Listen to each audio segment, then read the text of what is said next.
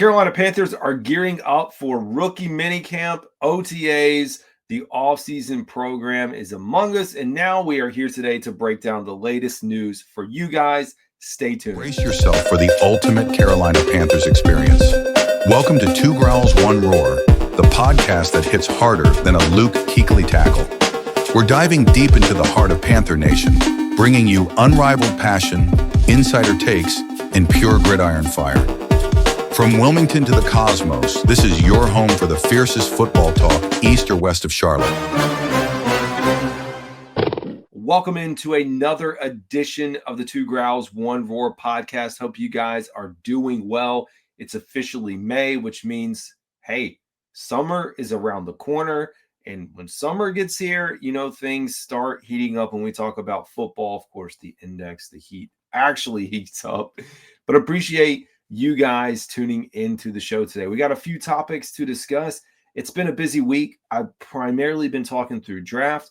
We put out a ton of videos on Tedero McMillan, even a little bit of film breakdown that was baked into that.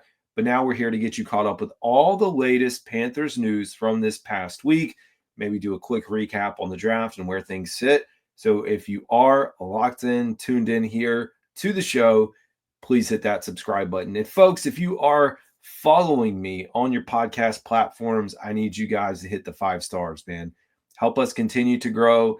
We're having steady growth. There's no sponsors on the show, so that's a plus in my opinion right now. We're eventually going to change that and get some sponsors because we're doing too much to not have sponsors on here. But enough about that. Let's get into the nitty gritty. And folks, you know, if there are things that you guys want me to talk about, I am caught up on YouTube. So if you are a fan of the platform and the show, if you comment on YouTube, I am caught up now. So I will see your comments. So you can drop a comment there if there's something you want me to talk about. Spotify, drop a comment on a Spotify episode. Or, of course, you can reach me via X. I'll let you guys know that I am doing some cleanup on X as far as like just getting a consolidated view in my timeline. So if there's an unfollow that comes through, it's nothing personal. I just need to have a good group of sources and people I follow that I can really get into the information that I need to get into as it pertains to the Carolina Panthers. So we heard from Hunter Renfrow this week in about an 18-minute press conference and Ikem Ekwonu, both guys on two different paths, two different positions, but some storylines that have been brought over. And so, of course, today we are going to talk about those. Like I said, recapping the draft, going through my show notes, and talking a little bit about Dave Canales, Dan Morgan, some of the things that they've said as it pertains. And then, of course, we'll wrap up this episode. All right, folks, let's get right into it. Hunter Renfrow. This one's nice. So Hunter Renfrow, let's talk about the story, and maybe you've already heard it. Hopefully I'm not being too repetitive. But this is a homecoming. So days after the 2025 NFL draft concluded, the Carolina Panthers agreed to terms with veteran wide receiver Hunter Renfrow on April 27. So they signed the former Las Vegas Raider to a 1-year contract. We know this is kind of a prove it. Let's see how you can fit in. Some folks may wonder, is he going to replace Adam Thielen? Is he going to make the roster? It's probably a bigger question. We're going to see as this thing gets going. It does represent a homecoming from Renfro. He's a native of Myrtle Beach, South Carolina, an hour away from us right here in Wilmington.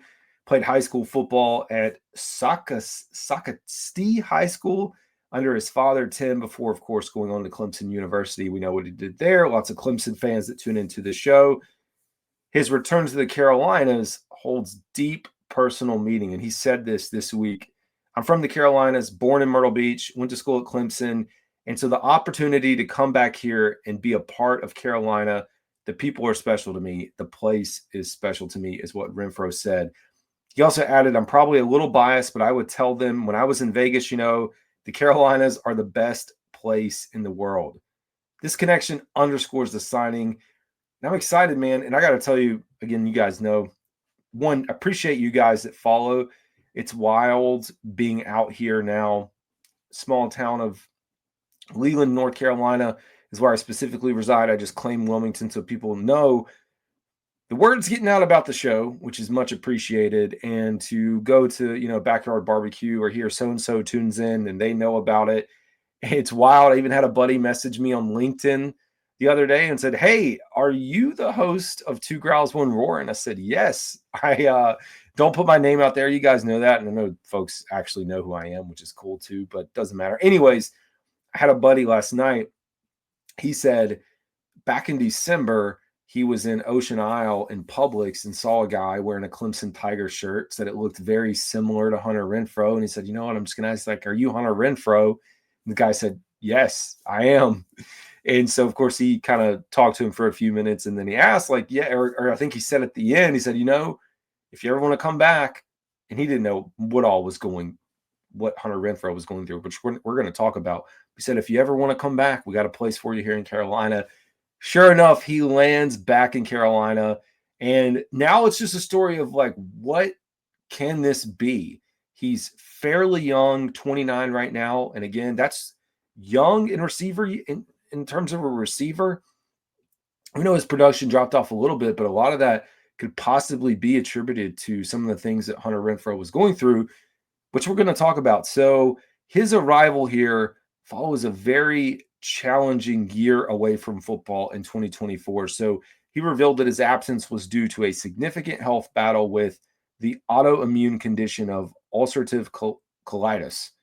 And I feel like we see the commercials. I even think at some point he talks about the medicine that he takes or took for it at some point during the press conference. I don't know what it is, but I remember I was like, "Oh yeah, I see the commercials. I know what that is." I'm not a doctor, I'm not anywhere in the medical field, but he did speak a lot about it. So he said he developed some symptoms and had a lot of weight fluctuation. So dropped down to 150 pounds. He said he at one point had 7 straight days of a fever of 103 degrees. It's tough, man. And he said it kicked his butt pretty good. And again, it's tough to play when you're not feeling good at all. I think the acknowledgement, the struggle with his condition means it shows you what he had to battle to get into coming back here. So after a year focused on recovery, figuring out what was wrong, taking the right medications, he did, as we know, contemplate a return. At one point, he said he did have some teams he was talking to, but things never really matriculated into anything that was significant for him. He didn't want to just jump back into it. He is feeling healthier. And one of the quotes that he had as we were going through this is when he was talking about his ability to get back and compete and feel better. He said, "It's just trying to get back, trying to get healthy, trying to do something I love. It makes you grateful for the times that you do feel good. When you feel like you've been blessed with some skill, it makes you want to not waste that opportunity that you have." And yeah, it's been a difficult year, as we know, for him. I think he said he even got back up close to almost 200 pounds, but he's healthy. He battled through and he had a year off. And most people don't get an opportunity to take a year off from the NFL. You're gone and forgotten. In most instances, like if you reach the point of you're having to take time away, but we know he's fairly young. I already did another video talking about the wide receiver room and are we going to carry 6 or 7? Whose role is he going to take? Whose job is he going to take? Is he even going to be the same? Is he going to be NFL talent? I do think there's some left in the tank, and that's part of the reason that the Panthers brought him in. So where does he actually fit in? So we know Renfro is joining a significantly revamped Panthers wide receiver room, and he's expected to compete for a role in the slot, is what we would guess, between him and Adam Thielen. My question is, where does Jalen Coker fit? Because Coker played a lot in the slot, so I guess you put him out wide a little bit more in that rotation. It's a good thing to have. He has a knack for getting open, really good route running ability, and great in third down and red zone situations. So he profiles as a potential security blanket, same way that Adam Thielen was for Bryce Young in his third year. Playing time is not going to be guaranteed, though. He's got to work his way in here. We have Tedero McMillan. We have Xavier Legette, Adam Thielen, Jalen Coker, David Moore, and the new addition through the draft as well, Jimmy Horn Jr. And then you throw Renfro in the mix. It's not going to be an easy thing for him to get back in, but I do think He's got the work ethic. If he can be anywhere close to the player that he was, I think it's value. If the Panthers hit on this too, I just think about the future. I know he's here for a year, but you think about Adam Thielen when he signed later in his career, you got another 3 years out of him in his 30s. You could likely do the same thing with Hunter Renfro, knock on wood, as long as things go well. You have Tetero McMillan, you have Xavier Legette, you have Jalen Coker. That's a very strong core that you're piecing together. So I cannot wait to see how this unfolds. I'd love to know what you guys think. I always do. I think you may think that I just say that. I really do. I appreciate comments that you guys drop in there, as long as you guys are rational and not just totally off the wall or saying things you shouldn't say. Like, I'll go through, I'll read it. I like them. I won't delete it. We put it on there. Be curious to know what you guys think. Now, on the flip side of that, we can move along. Let's talk about Ikem Ekwonu. So this was another storyline that at the end of the season I brought up, and I said the Panthers have a decision to make about Ikem Ekwonu's 5th-year option. So basically right in the same time frame, amidst the final day of the draft, General Dan Morgan made an announcement regarding the future of the offensive line. So the team officially picked up Ikem Ekwonu's 5th-year option off of his rookie contract. So this move secures the services of the former number 6 overall pick in 2022 through the 26th season. So you have him here, of course, 25. When you pick up the 5th year, so what would have happened if the Panthers did not do this is that at the end of this season, he would become a free agent. He would be available. This gives the Panthers another year. It also gives them an opportunity to negotiate, figure out something. He wants to be here, but it gives them an opportunity to figure out a long-term plan. I think his brother is also invited to rookie minicamp, so you have that tandem going on as well. Lots of stuff happening, but right now it is a big hit, nowhere near a Taylor Moton hit, but reported at $17.5 million, fully guaranteed, unless the Panthers, of course, get into a long-term contract extension. And I think that will happen. Just my guess. Got to drink coffee for those that are watching live on here. And unfortunately, it's the Mama Bear Cup, not the Papa Bear Cup. I don't know where the Papa Bear Cup went. Doesn't matter. Talk about the rationale from Dan Morgan and what he said. So Morgan confirmed the decision during the post-draft presser, stating we're going to pick up Ikem's 5th-year option just to kind of get it out of the way. And he just notified him. So it aligns with the organization's philosophy that, Dan Morgan has articulated, rewarding players drafted and developed by the Panthers who perform well. He previously cited the extensions given to defensive tackle Derek Brown, cornerback J.C. Horn as prime examples. That's the goal. That's what we want to do around here, Morgan said, regarding retaining drafted talent. We want to reward the guys that we draft. So obviously we have to draft well and hopefully pay these guys. Announcing the decision to pick up the 5th-year option opens up, of course, the future for this team and solidifies. I don't know that it opens it up, but it gives you a nice reassurance that your offensive line, and we can only imagine that Ikem is going to get better. He's great as a run blocker. Pass blocking always could use improvement, but I do think he's weathered the storms, and I do like him as the left tackle here in Carolina. So when he talked through this process, this was a quote from Ikem. I mean, obviously, all parties know, all parties involved, that I want to be here in Carolina long term. Hopefully, we can get that done. I'm definitely grateful and excited for this option, he said. His local ties clearly factor into his commitment. He said, I want to be here. I want to be part of the glory days in Carolina, and I feel like we're right there on the precipice of it. I do too. And it is a similar path, like we said, to Derek Brown and J.C. Horn picking up their 5th years, getting contract extensions. About really out of this mix, maybe the only one that didn't work was the Brian Burns. So I'll take it. From earlier on, when talking about Ikem, Dave Canales during this offseason said, I think Ikem showed us he's a dominant run blocker. I think he showed us that he is very reliable in the pass protection, but I think we've got our left tackle. I love having Ikem over there and having Taylor Moton on the right side. I feel good about playing ball against pretty much anybody. And I do too, man.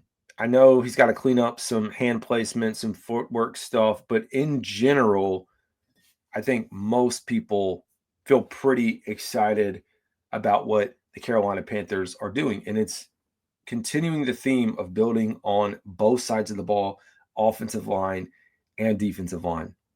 What do you guys think? Are you excited about this? We would love to know, if you are tuned in, what you guys think about that as well. Now let's talk a little bit about the philosophy of Dan Morgan building out this competition and Dave Canales. So we got to hear from Dan Morgan and Dave Canales a lot, really over the last week, and of course, a lot over the spring. The things that Dan Morgan has emphasized when building out this team is creating competition at every position. He said it brings out the best in everybody. And we're seeing that across the board. Competition added a lot on the defensive side of the ball. It was no doubt that this team had to have that. When we talk about the depth, it's highlighted improved depth at the wide receiver position. It's the deepest receiver room that we've had in a really long time, is what he said. And we're going to be walking through another video as we talk about this additional depth that added and some players' names that are being floated around there that could potentially not be here, because, folks, the numbers are going to paint a picture that, hey, whoever your guy is, there's a chance that he could be gone. Of course, not a Bryce Young. But there's some notable names: of Jadeveon Clowney. I don't know that I call Shy Tuttle one, but Shy Tuttle, DJ Johnson, Amari Barnu. There's a lot of guys. Adam Thielen in this mix. And again, I'm a fan of keeping Adam Thielen and Jadeveon Clowney. But those names are coming up based off of the contracts, based off of age.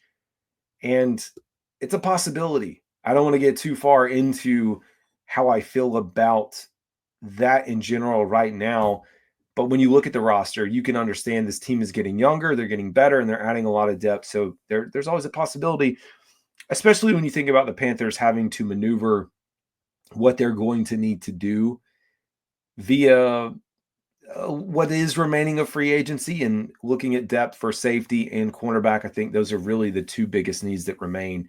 So they may need to maneuver some stuff around. And they're naturally going to have to let a few guys at the end of the roster go to bring on all these undrafted guys that are, at least right now, said to be coming here. When you talk about the strategy of Dan Morgan, drafting edge rushers despite the free agent signings and adding numerous undrafted free agents, continues to reflect on this idea of competition. We've seen him go on the press conference tour on Mac and Bone, on Pat McAfee. If you guys have not seen all those clips, he went on another show a day or two ago. I reposted the clip. I don't know who it was, so sorry. It might have been Jim Rome. He went on there essentially saying that the Panthers have checked every box in this offseason. And I still think there's work. And he said he's acknowledged on these shows that there's still work to do, which we understand. But in general, you have to feel better. And the thing I would tell Panthers fans, and I'm always optimistic, but I'm optimistic to a point, having done this for 2 years now. Looking at this going into this year, it feels like there's just not a way possible, and I knock on wood here, that the Carolina Panthers can be as bad as they were last year with the additions that they brought in. There's just no way, unless they just don't field a team on defense, that they can't put enough guys out there. It's hard to imagine that they are going to be much worse. Now, that doesn't change the hot seat dynamic that is in play here with Ejiro Evero. I do think he's on the hot seat, meaning he's got to perform. He's got to get this defense up. You can't invest this much. You can't be retained, and he didn't have a lot of options. We can't go through all those motions. There's also changes underneath him. You can't do that, though, and then not win football games or not get better on the defensive side of the ball. And one thing that was also noted with Dan Morgan's press tour here was his relationship with Tepper. He stated that owner David Tepper is misunderstood. He wants to win. He provides the resources, and things are changing in a positive direction. So you do have to feel good. And I feel like our fan base is so hung up on the Teppers that if anything and everything happens, they just always arch it back up to him. And I just don't think that's the case. I think we can see, in my opinion, that this football team is being run the way that Dan Morgan and Dave Canales want it to be. Now, we talked about Dan Morgan, also talking about Dave Canales and some of the sound bites that we got from him. So building inside out build, stress the methodical roster construction. Year one, focusing, on the offensive line. Year two now focusing on the defensive line. So they're building this out through the trenches, let's say that right, and focusing on guys and building out the culture, character, emphasize evaluating talent and personal character fit. Is this guy a Panther? Is one of the references that he had. And he's talked about the turnout that we've seen in the spring so far. Remember, these are not required.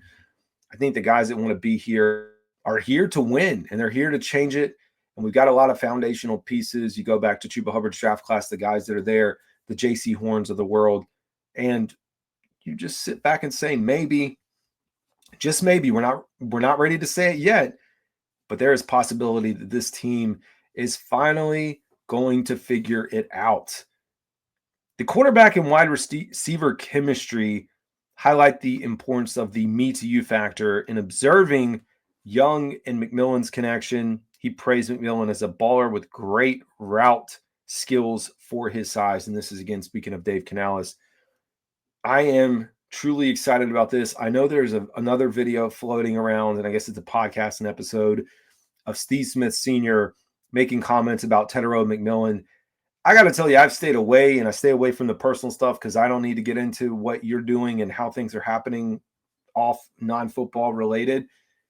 But folks, when Steve Smith Sr. is going through a lot, I can just tell you to go Google what's happening right now with Steve Smith Sr. in the news, and you'll see there's a lawsuit involved with all the stuff that shook out of there in Baltimore with the band member. Yeah, I'm not going to get into it. You can go read it. Charlotte Observer has all the information for you guys if you're into that type of gossip.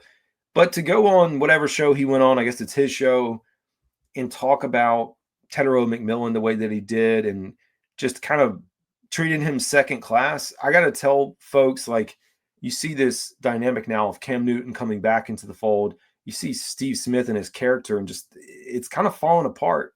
And I tell people who Steve Smith was as a Panther, you can appreciate. Who Cam Newton was as a Panther, you can appreciate. You can appreciate any of these guys. Greg Olsen, Jake Delhomme, Luke Kuechly, Thomas Davis, whoever your people are, Jonathan Stewart.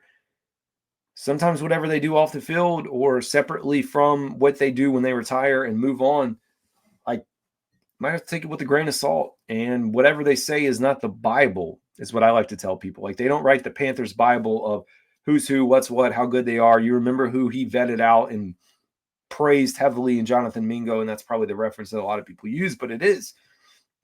So when I hear people talk about Steve Smith Sr. and getting a little upset, when, yes, I agree, he basically said that we already had a Tetero McMillan on the roster. Sorry, sir. I don't know if you've watched what I've watched, but that absolutely is not the case. You've lost your mind. Developmental changes. Let's get back on track here. So he noted, again, talking through the transfer portal can lead, and this is Dave Canales again, potentially lead to underdeveloped players physically due to inconsistent training environments. That's so true, man. You bounce around from program to program to program. I do like the fact that the Panthers did draft a few guys that stayed with their program the entire time or only did one transfer at the end of their 4 years. And I know there's a lot of talk about the portal. That's a whole nother conversation. We're going to be firing that stuff back up here on a separate segment that we're not here to talk about today, but I got some exciting stuff to tell you guys. But we'll stay within the focus of this. And lastly, the run defense priority. Of course, identifying stopping the run is a major area of improvement in 2025, just demanding better commitment and effort overall for the Carolina Panthers heading into this. Now, roster reshuffle and draft plus undrafted free agent impact. In addition to everything we've talked about, draft class headlined by Tetero Milton, Scorton, Umen Mielen, Etienne, Ransom, does sound like Ransom too. Maybe your free safety, potentially starting free safety between him and Damani Richardson. We'll find out. Jackson, Evans, and Horn Jr. The Panthers have been heavily involved, and these things have not been official as of this recording, but with some big name undrafted free agents who are going to add even more competition.